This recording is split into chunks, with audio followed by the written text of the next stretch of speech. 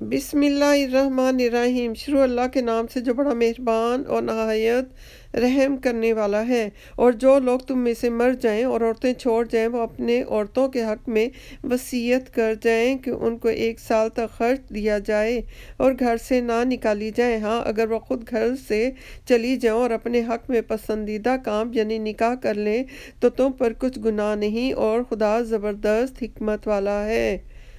और मुतल्लका औरतों को भी दस्तूर के मुताबिक नान और नफ़का देना चाहिए। परहेज़गारों पर यह भी हक है। और इसी तरह खुदा अपने अहकाम तुम्हारे लिए बयान फरमाता है ताकि तुम समझो। भला तुमने उन लोगों को नहीं देखा जो शुमार में हज़ारों ही थे और मौत के डर से अपने घरों से निकल भागे थे, तो खुदा ने उनको हुक्म दिया कि मर जाओ, फिर उनको ज़िंदा भी कर दिया। कुछ शक नहीं कि खुदा लोगों पर मेहरबानी रखता है, लेकिन अक्सर लोग शुक्र नहीं करते। मुसलमानों, खुदा की राह में जिहाद करो और जान रखो कि खुदा सब कुछ सुनता और सब कुछ जानता है। कोई है कि खुदा को कर्ज हसना दे कि वो इसके बदले उसको कई हिस्से ज़्यादा देगा, और खुदा ही रोज़ी को तंग करता है और वही इसे कशादा करता है। तुम उसी की तरफ लौट कर जाओगे। भला तुमने बनी इसराइल की एक जमात को नहीं देखा कि जिसने मूसा अलैहिस्सलाम के बाद अपने पैगंबर से कहा कि आप हमारे लिए एक बादशाह मुकर्रर कर दें ताकि हम खुदा की राह में जिहाद करें। पैगंबर अलैहिस्सलाम ने कहा कि अगर तुमको जिहाद का हुक्म दिया जाए तो अजब नहीं कि लड़ने से पहलू तही करो। वो कहने लगे कि हम राह खुदा में क्यों ना लड़ेंगे, जबकि हम वतन से खारिज और बाल बच्चों से जुदा कर दिए गए हैं। लेकिन जब उनको जिहाद का हुक्म दिया गया तो चंद इश्खास के सिवा सब फिर गए, और खुदा जालिमों से खूब वाकिफ़ है। और पैगंबर अलैहिस्सलाम ने उनसे ये भी कहा कि खुदा ने तुम पर तालूत को बादशाह मुकर्रर फरमाया है। वो बोले कि उसे हम पर बादशाही का हक क्यों कर हो सकता है। बादशाही के मुस्तहिक तो हम हैं और इसके पास तो बहुत सी दौलत भी नहीं है। पैगंबर अलैहिस्सलाम ने कहा कि खुदा ने उसको तुम पर फजीलत दी है और बादशाही के लिए मुंतखब फरमाया है। उसने उसे इल्म भी बहुत सा बख्शा है और तन व तोश भी बड़ा अता फरमाया है, और खुदा को इख्तियार है कि जिसे चाहे बादशाही बख्शे। वो बड़ा कशाइश वाला और दाना है। और पैगंबर अलैहिस्सलाम ने उनसे कहा कि उनकी बादशाही की निशानी ये है कि तुम्हारे पास एक संदूक आएगा जिसको फरिश्ते उठाए हुए होंगे। उसमें तुम्हारे परवरदिगार की तरफ से तसल्ली बख्शने वाली चीज़ें होंगी, और कुछ और चीज़ें भी होंगी जो मूसा अलैहिस्सलाम और हारून अलैहिस्सलाम छोड़ गए थे। अगर तुम ईमान रखते हो तो ये तुम्हारे लिए एक बड़ी निशानी है। गर्ज जब तालूत फौजें लेकर रवाना हुआ तो उसने उनसे कहा कि खुदा एक नहर से तुम्हारी आजमाइश करने वाला है। जो शख्स इसमें से पानी पी लेगा उसकी निस्बत तसव्वुर किया जाएगा कि वह मेरा नहीं है, और जो ना पिएगा वह समझा जाएगा कि मेरा है।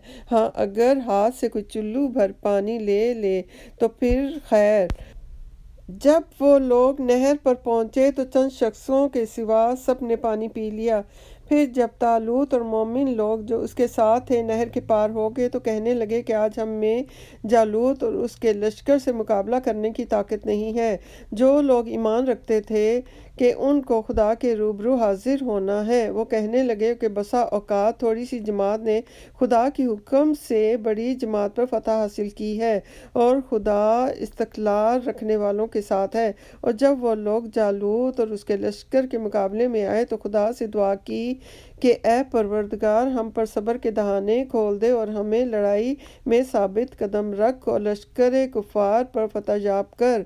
तो तालूत की फ़ौज ने खुदा के हुक्म से उनको हज़ीमत दी और दाऊद ने जालूत को कत्ल कर डाला, और खुदा ने उनको बादशाही और दानाई बख्शी और जो कुछ चाहा सिखाया।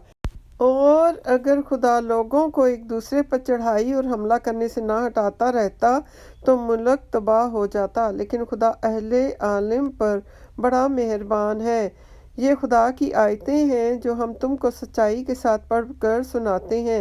ए मोहम्मद सल्लल्लाहु अलैहि वसल्लम, तुम बिलाशुबा पैगंबरों में से हो। یہ پیغمبر جو ہم وقتاً فوقتاً بھیجتے رہے ہیں، ان میں سے ہم نے بعض کو بعض پر فضیلت دی ہے۔ بعض ایسے ہیں کہ جن سے خدا نے گفتگو کی، اور بعض کے دوسرے امور میں مرتبے بلند کیے۔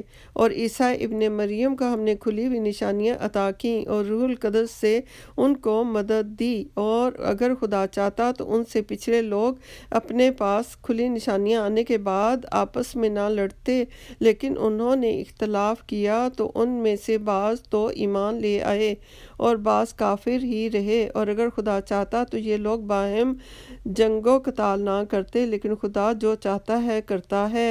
اے ایمان والو، جو مال ہم نے تم کو دیا ہے اس میں سے اس دن کے آنے سے پہلے پہلے خرچ کر لو، جس میں نہ اعمال کا سودا ہوگا، نہ دوستی اور سفارش ہو سکے گی، اور کفر کرنے والے لوگ ظالم ہیں۔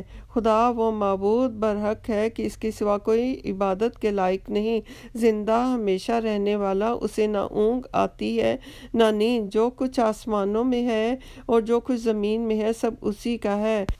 کون ہے جو اس کی اجازت کے بغیر اس سے کسی کی سفارش کر سکے؟ اور جو کچھ لوگوں کے روبرو ہو رہا ہے اور جو کچھ ان کے پیچھے ہو چکا ہے، اسے سب معلوم ہے، اور وہ اس کی معلومات میں سے کسی چیز پر دسترس حاصل نہیں کر سکتے۔ ہاں، جس قدر وہ چاہتا ہے اس قدر معلوم کرا دیتا ہے۔ اس کی بادشاہی اور علم آسمان اور زمین سب پر حاوی ہے، اور اسے ان کی حفاظت کچھ بھی دشوار نہیں۔ وہ بڑا عالی رتبہ اور جلیل القدر ہے۔ دین اسلام میں زبردستی نہیں ہے۔ ہدایت صاف طور پر ظاہر اور گمراہی سے الگ ہو چکی ہے۔ تو جو شخص بتوں سے اعتقاد نہ رکھے اور خدا پر ایمان لائے، اس نے ایسی مضبوط رسی ہاتھ میں پکڑ لی ہے جو کبھی ٹوٹنے والی نہیں، اور خدا سب کچھ سنتا اور سب کچھ جانتا ہے۔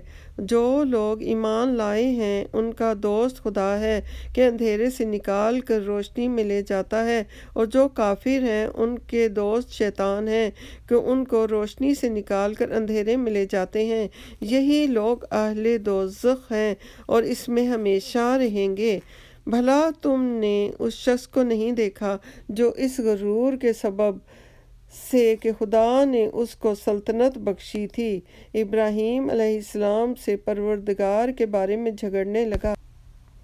جب ابراہیم علیہ السلام نے کہا کہ میرا پروردگار تو وہ ہے کہ جو جلاتا ہے اور مارتا ہے، وہ بولا کہ جلا اور مار تو میں بھی سکتا ہوں۔ ابراہیم علیہ السلام نے کہا کہ خدا تو سورج کو مشرق سے نکالتا ہے، آپ اسے مغرب سے نکال دیجئے۔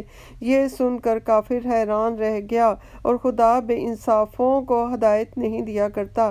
یا اسی طرح اس شخص کو نہیں دیکھا کہ جسے ایک گاؤں میں جو اپنی چھتوں پر گرا پڑا ہوا تھا اتفاقاً گزر ہوا، تو اس نے کہا کہ خدا اس کے باشندوں کو مرنے کے بعد کیوں کر زندہ کرے گا؟ تو خدا نے اس کی روح قبض کر لی اور 100 برس تک اس کو مردہ رکھا۔ پھر اس کو جلا اٹھایا اور پوچھا کہ تم کتنا عرصہ مرے رہے ہو؟ اس نے جواب دیا کہ 1 دن یا اس سے بھی کم۔ خدا نے فرمایا کہ نہیں، بلکہ 100 برس مرے رہے ہو، اور اپنے کھانے پینے کی چیزوں کو دیکھو کہ اتنی مدت میں مطلق سڑی بسی نہیں، اور اپنے گدھے کو بھی دیکھو جو مرا پڑا ہے۔ غرض ان باتوں سے یہ ہے کہ ہم تم کو لوگوں کے لیے اپنی قدرت کی نشانی بنائیں۔ اور ہاں، گدھے کی ہڈیوں کو دیکھو کہ ہم ان کو کیوں کر جوڑ دیتے ہیں اور ان پر کس طرح گوشت پوست چڑھائے دیتے ہیں۔ جب یہ واقعات اس کے مشاہدے میں آئے تو بول اٹھا کہ میں یقین کرتا ہوں کہ خدا ہر چیز پر قادر ہے۔ اور جب حضرت ابراہیم علیہ السلام نے خدا سے کہا کہ اے پروردگار، مجھے دکھا کہ تو مردوں کو کیوں کر زندہ کرے گا؟ خدا نے فرمایا کہ کیا تم نے اس بات کو باور نہیں کیا؟ انہوں نے کہا کہ کیوں نہیں، لیکن میں دیکھنا اس لیے چاہتا ہوں کہ میرا دل اطمینان کامل حاصل کر لے۔ خدا نے فرمایا کہ 4 جانور پکڑ کر اپنے پاس منگا لو اور ٹکڑے ٹکڑے کرا دو، پھر ان کا ایک ایک ٹکڑا ہر ایک پہاڑ پر رکھ دو، پھر ان کو بلاؤ تو وہ تمہارے پاس دوڑتے چلے آئیں گے، اور جان رکھو کہ خدا غالب اور صاحب حکمت ہے۔ جو لوگ اپنے مال خدا کی راہ میں خرچ کرتے ہیں ان کے مال کی مثال اس دانے کی سی ہے کہ جس سے 7 بالیں اگے اور ہر ایک بال میں 100 دانے ہوں، اور خدا جس کے مال کو چاہتا ہے زیادہ کرتا ہے، وہ بڑی کشائش والا اور سب کچھ جاننے والا ہے۔ جو لوگ اپنے مال خدا کی راہ میں صرف کرتے ہیں پھر اس کے بعد نہ اس خرچ کا کسی پر احسان رکھتے ہیں نہ کسی کو تکلیف دیتے ہیں، ان کا صلہ ان کے پروردگار کے پاس تیار ہے، اور قیامت کے روز نہ ان کو کچھ خوف ہوگا اور نہ وہ غمگین ہوں گے۔ جس خیرات دینے کے بعد لینے والے کو ایذا دی جائے اس سے تو نرم بات کہہ دینی اور اس کی بے ادبی سے درگزر کرنا بہتر ہی ہے، اور خدا بے پرواہ اور بردبار ہے۔ مومنوں، اپنے صدقات و خیرات احسان رکھنے اور ایذا دینے سے اس شخص کی طرح برباد نہ کر دینا کہ جو لوگوں کو دکھاوے کے لیے مال خرچ کرتا ہے اور خدا اور روز آخرت پر ایمان نہیں رکھتا، تو اس کے مال کی مثال اس چٹان کی سی ہے کہ جس پر تھوڑی سی مٹی پڑی ہوئی ہو اور اس پر زور کا میंہ برس کر اسے صاف کر ڈالے۔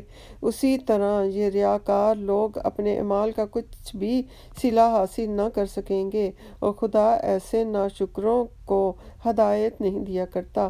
اور جو لوگ خدا کی خوشنودی حاصل کرنے کے لیے اور خلوص نیت سے اپنا مال خرچ کرتے ہیں ان کی مثال ایک باغ کی سی ہے جو اونچی جگہ پر واقع ہے، اور جب اس پر میںہ پڑے تو دگنا پھل لائے، اور اگر میںہ نہ بھی پڑے تو خیر خوار ہی سہی۔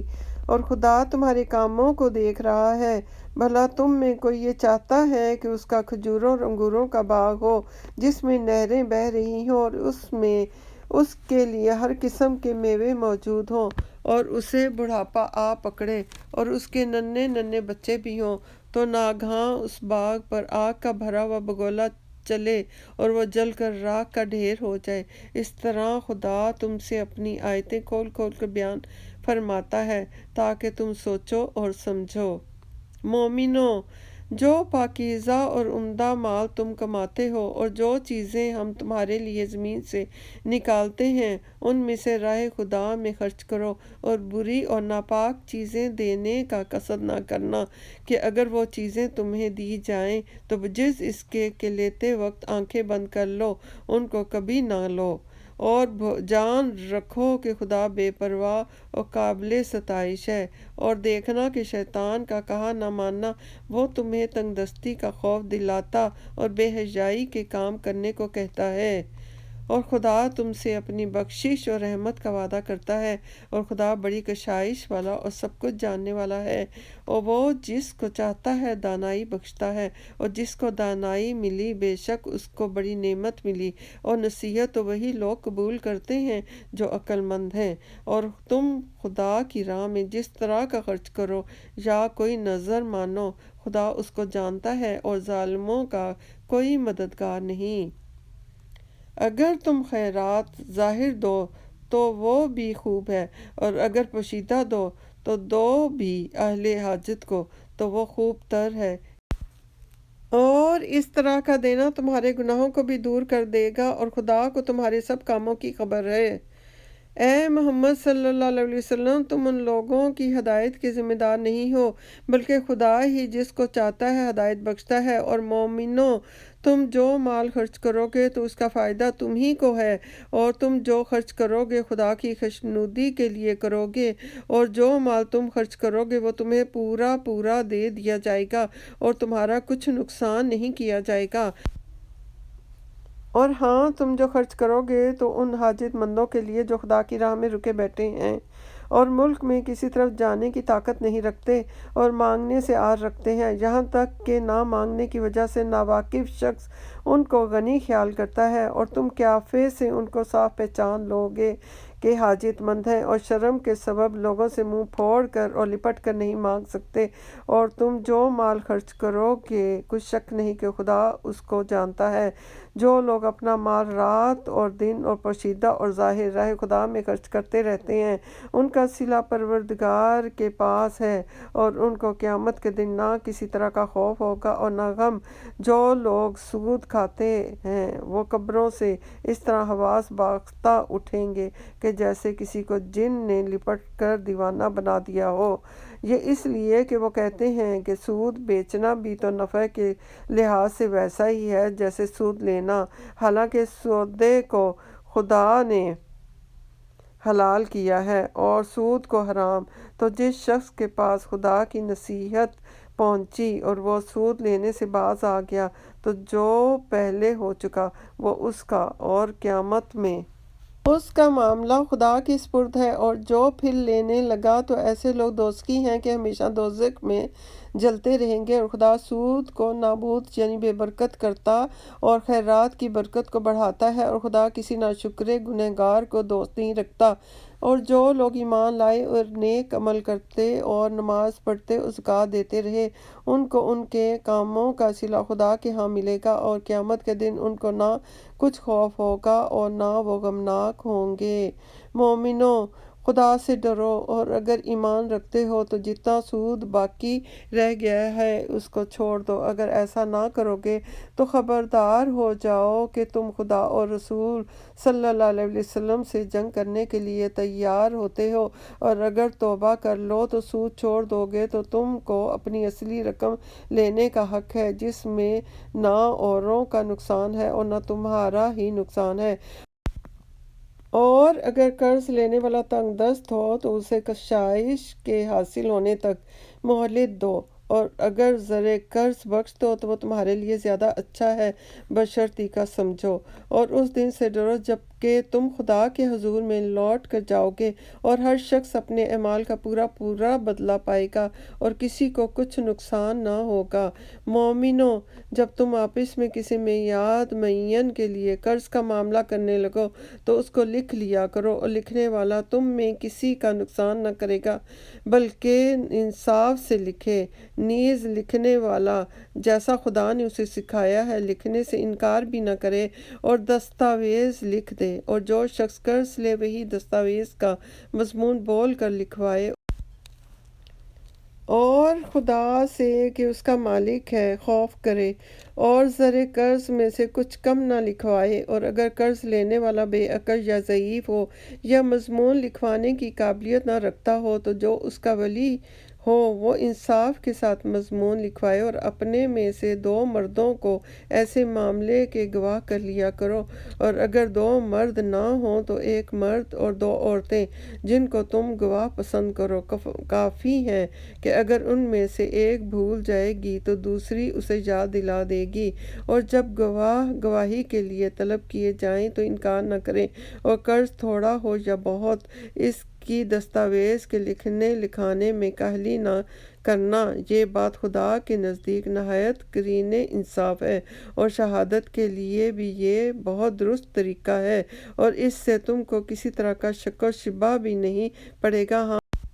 ہاں، اگر سودا دست بدست ہو جو تم آپس میں لیتے دیتے ہو، تو اگر ایسے معاملے کی دستاویز نہ لکھو تو تم پر کچھ گناہ نہیں، اور جب خرید و فروخت کیا کرو تو بھی گواہ کر لیا کرو، اور کاتب دستاویز اور گواہ معاملہ کرنے والوں کا کسی طرح کا نقصان نہ کریں۔ اگر تم لوگ ایسا کرو تو یہ تمہارے لیے گناہ کی بات ہے، اور خدا سے ڈرو اور دیکھو کہ وہ تم کو کیسی مفید باتیں سکھاتا ہے، اور خدا ہر چیز سے واقف ہے۔ اور اگر تم سفر پر ہو اور دستاویز لکھنے والا نہ مل سکے تو کوئی چیز رہن یا قبضہ رکھ کر قرض لے لو، اور اگر کوئی کسی کو امین سمجھے اور اب یعنی رہن کے بغیر قرض دے دے تو امانت دار کو چاہیے کہ صاحب امانت کی امانت ادا کر دے، اور خدا سے جو اس کا پروردگار ہے ڈرے، اور دیکھنا شہادت کو مت چھپانا، جو اس کو چھپائے گا وہ دل کا گنہگار ہوگا، اور خدا تمہارے سب کاموں سے واقف ہے۔ جو کچھ آسمانوں میں اور جو کچھ زمین میں ہے سب خدا ہی کا ہے۔ تم اپنے دلوں کی بات کو ظاہر کرو گے تو اور چھپاؤ گے تو خدا تم سے اس کا حساب لے گا، پھر وہ جسے چاہے مغفرت کرے اور جسے چاہے عذاب دے، اور خدا ہر چیز پر قادر ہے۔ رسول صلی اللہ علیہ وسلم اس کتاب پر جو ان کے پروردگار کی طرف سے ان پر نازل ہوئی ایمان رکھتے ہیں، اور مومن بھی سب خدا پر اور اس کے فرشتوں پر، اس کی کتابوں پر، اس کے پیغمبروں پر ایمان رکھتے ہیں، اور کہتے ہیں کہ ہم اس کے پیغمبروں میں سے کسی میں کچھ فرق نہیں کرتے۔ وہ خدا سے عرض کرتے ہیں کہ ہم نے تیرا حکم سنا اور قبول کیا، اے پروردگار ہم تیری بخشش مانگتے ہیں اور تیری ہی طرف لوٹ کر جانا ہے۔ خدا کسی شخص کو اس کی طاقت سے زیادہ تکلیف نہیں دیتا۔ اچھے کام کرے گا تو اس کا ان کو فائدہ ملے گا، برے کرے گا تو اسے ان کا نقصان پہنچے گا۔ اے پروردگار اگر ہم سے بھول یا چوک ہو گئی ہو تو ہم سے مواخذہ نہ کیجیو۔ اے پروردگار ہم پر ایسا بوجھ نہ ڈالیو کہ جیسا تو نے ہم سے پہلے لوگوں پر ڈالا تھا۔ اے پروردگار جتنا بوجھ اٹھانے کی ہم میں طاقت نہیں اتنا ہمارے سر پر نہ رکھیو۔ اے پروردگار ہمارے گناہوں سے درگزر کر اور ہمیں بخش دے اور ہم پر رحم فرما، تو ہی ہمارا مالک ہے اور ہم کو کافروں پر غالب کر۔ اللہ اکبر، سبحان اللہ۔